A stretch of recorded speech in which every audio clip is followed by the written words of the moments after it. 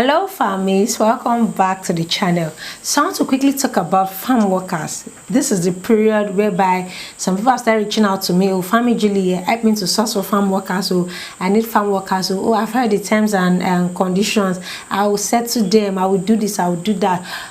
This is the time for them to get started anyways. Okay, so this is a period of time where people are looking for farm workers and people are getting farm workers or preparing their farm workers to come.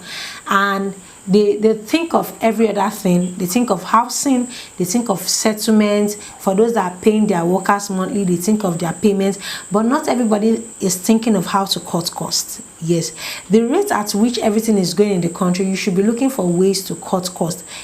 At the same time, make profits. Okay, the cutting cost I'm saying is not you reducing quality, no, but you are cutting costs to still save a bit. Okay, so what I'll be talking about today is how you can handle your farm workers feeding. Yes, I want to talk about feeding. I've talked about how you can hire farm workers. I've talked about should you hire full-time workers, should you hire contract staff. I've talked about everything farm workers. So if you've not seen any of those videos, make sure you check them out.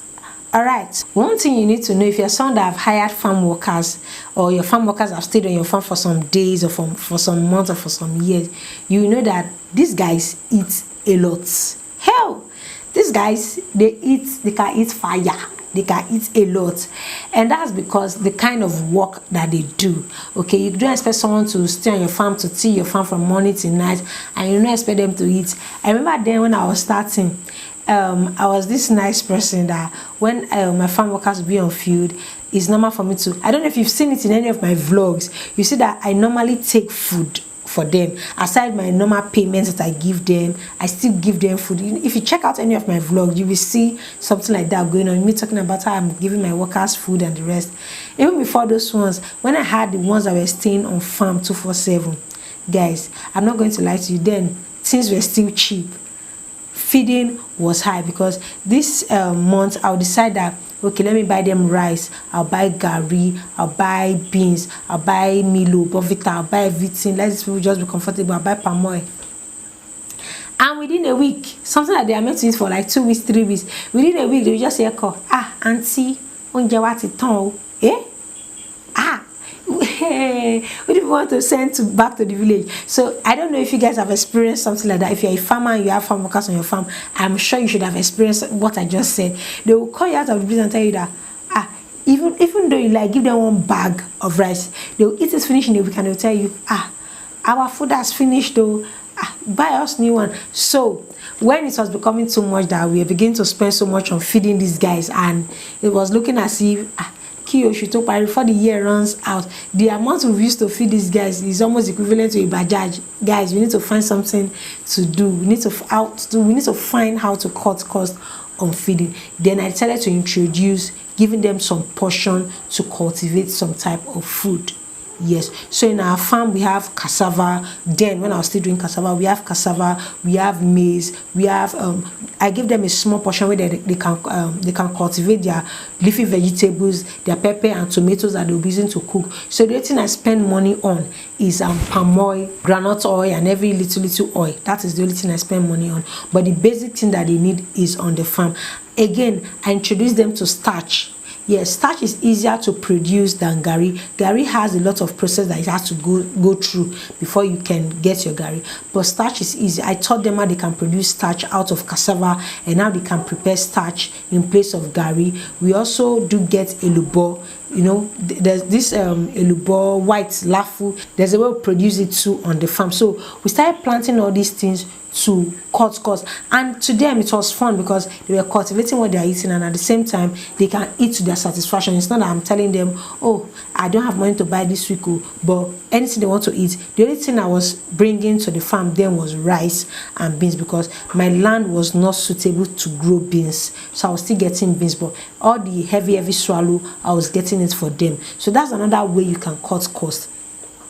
If you are cultivating 10 acres of land, you can give your workers half an acre. Let them cultivate different food that they themselves will be eating. Yes, give them the opportunity to cultivate food that they will be eating. It will help you cut costs. At the same time, they will eat to their satisfaction without affecting your own pocket. Okay. Then another thing you need to know is the way you treat your farm workers that are available when it comes to feeding. for that year that they will stay with you will determine if you are going to get new farm workers the next year, because it's the ones you treat well that you will tell, okay, as you are going, you know, I've settled you with your bajajo, let me get new people too that will come and work for me. You know, food is not a problem, you know, that kind of a thing. That will determine if you are going to get your farm workers next year. But if you don't treat them well, like their food is, they don't joke with it. If you don't treat them well, they will definitely not come back. Yeah, another thing I forgot to mention is the fact that we cultivate maize. That one is normal, we plant maize. But aside the laughter, aside the starch, the maize, they produce this cornmeal. I don't know if I've talked about cornmeal on my YouTube channel, but I've talked about cornmeal on Facebook, how you can produce your cornmeal, nyoka. I don't know if you guys know what is cornmeal, but I know when I was growing up, I do eat cornmeal. I enjoy cornmeal so much.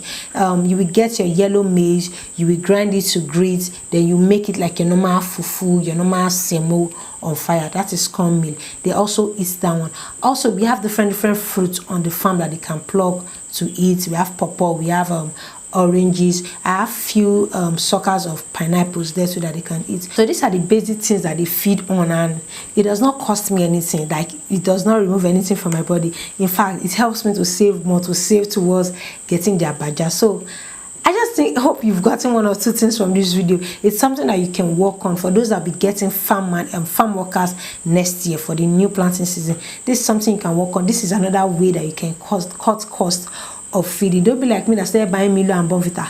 When they'll finish it in 2 days, tell you, what's it done? You buy rice, they tell you rice is bad food. So just give them the opportunity to explore on the small portion of land you give to them. Let them produce their own food. At the same time, you're saving money. Okay, that's what I said I should bring to the channel today. Someone might need this, someone might be battling with, you know, feeding of farm workers. So I decided to bring it to the channel today. I hope you got value. I hope you learned one or two things from it. I hope you enjoyed today's video. If you did, smash the like button, smash the subscribe button, and I'm going to see you guys.